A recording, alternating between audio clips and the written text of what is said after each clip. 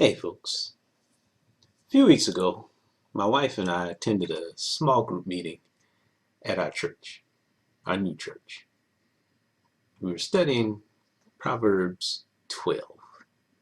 The Proverbs is a Bible book that's full of concrete, simple, indisputable wisdom.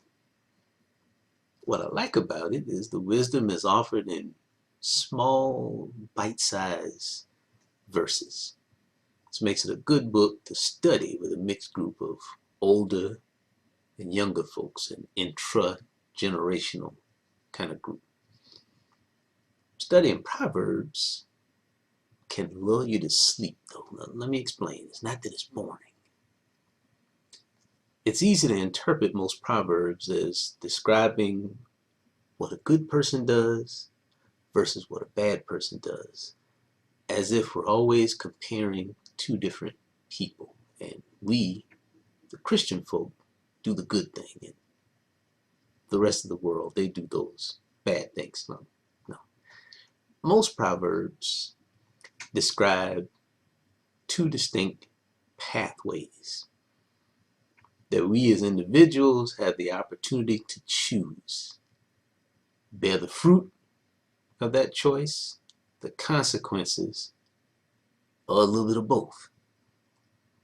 Now, these are the Proverbs that make me pause, consider, and wrestle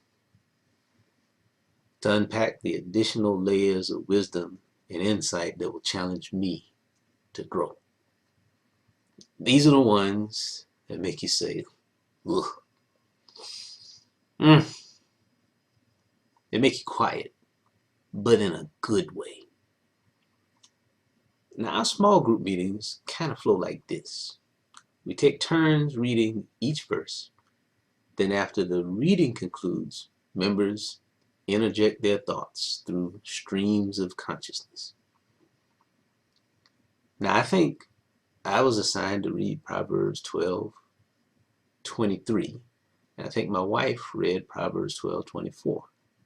Now, 12:24 says, "The diligent person will rule, but the slothful or lazy will become a slave."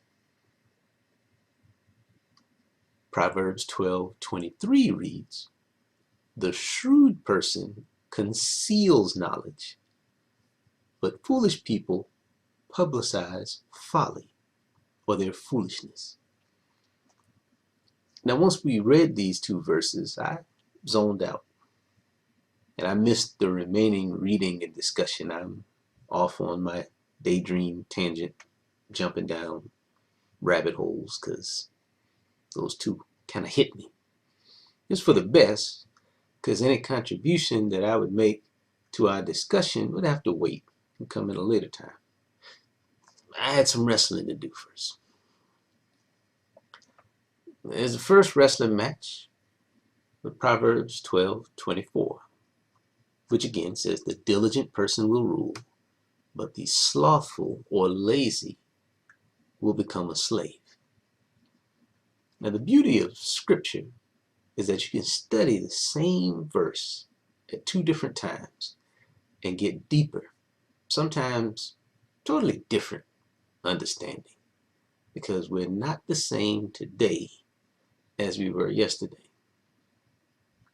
Now, there's lots in the Bible that I've never encountered as much as I read it. So I admit that this was my first time ever seeing Proverbs 12:24.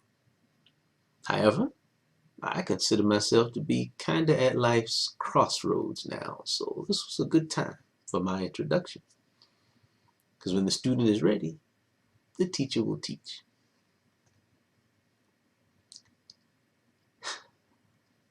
Look, y'all, I'm a diligent kind of cat. The entire room agrees with that notion. The word diligent means persevering, especially in detail or exactness. That's me. Now, there are many doubtful days, though, where I don't feel like I'm the ruler or too much of anything. I see lots of lazy folks ruling the contracts that I bid on, publishing the magazines that I try to write for, awarding the fellowships that I try to apply for. My first name, though, Derek, means ruler or leader of his people. Now, folks, this is a daily reminder of my destiny. And my current situation is not my destiny. Now, leaving here where I am, getting there where I'm supposed to be, is a continuous function of belief, strategy, and execution. Here's what I believe.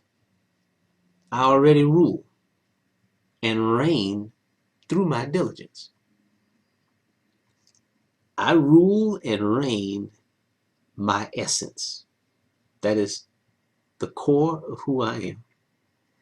And my function. That's what I do with these and this. Now, my diligence makes me the best me that there will ever be. Now, I have permission to be me, to do me.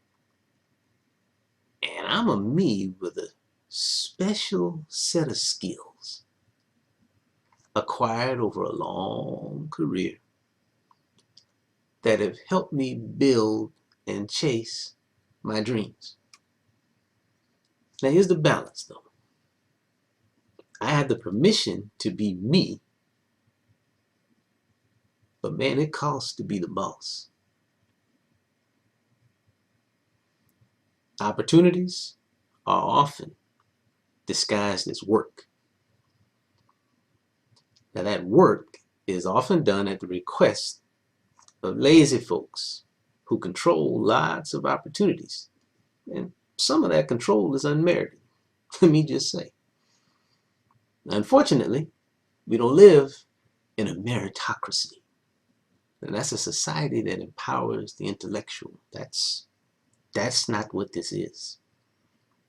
Now, that sounds like bad news, but that sounds like good news.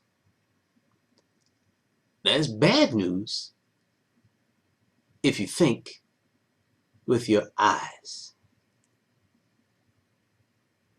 Because y'all, I'm tired of being exploited, marginalized, call it what it is, and targeted with passive aggression, or microaggression is what we call it now, by folks who want to keep me and this intellect in my place.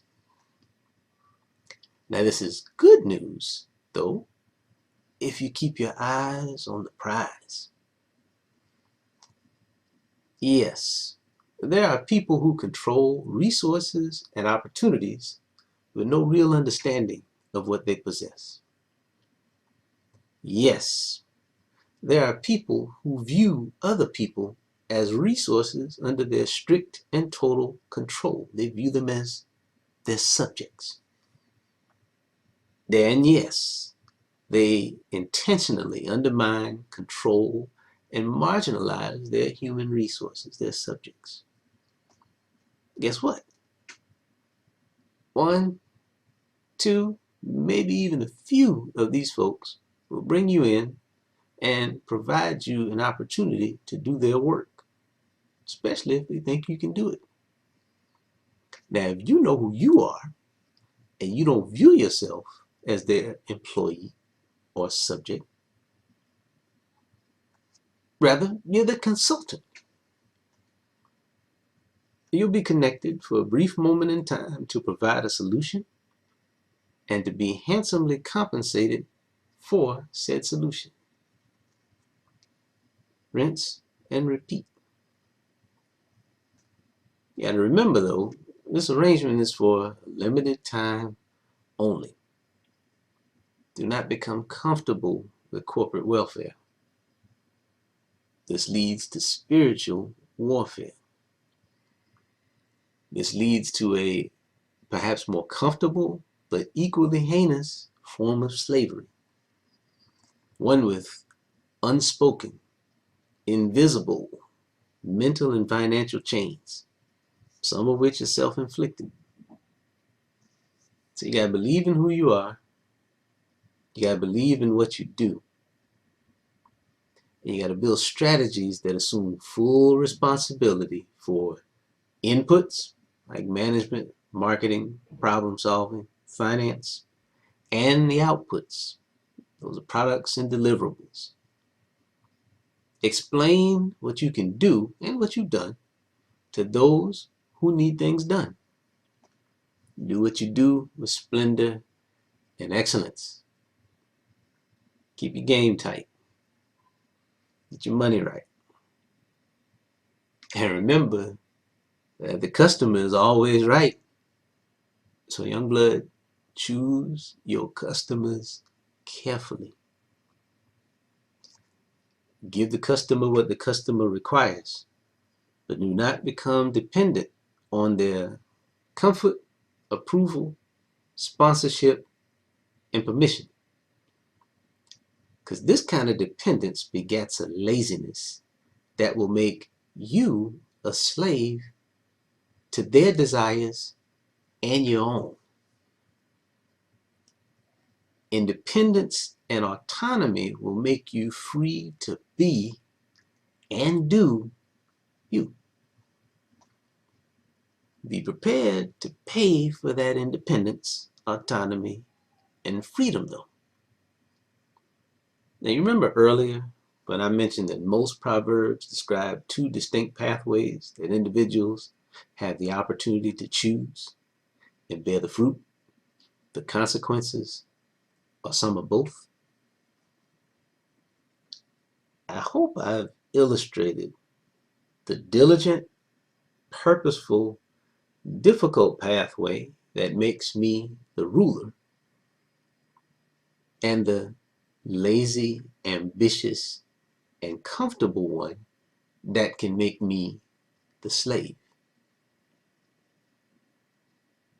Count the costs and commit to your choice. Selah.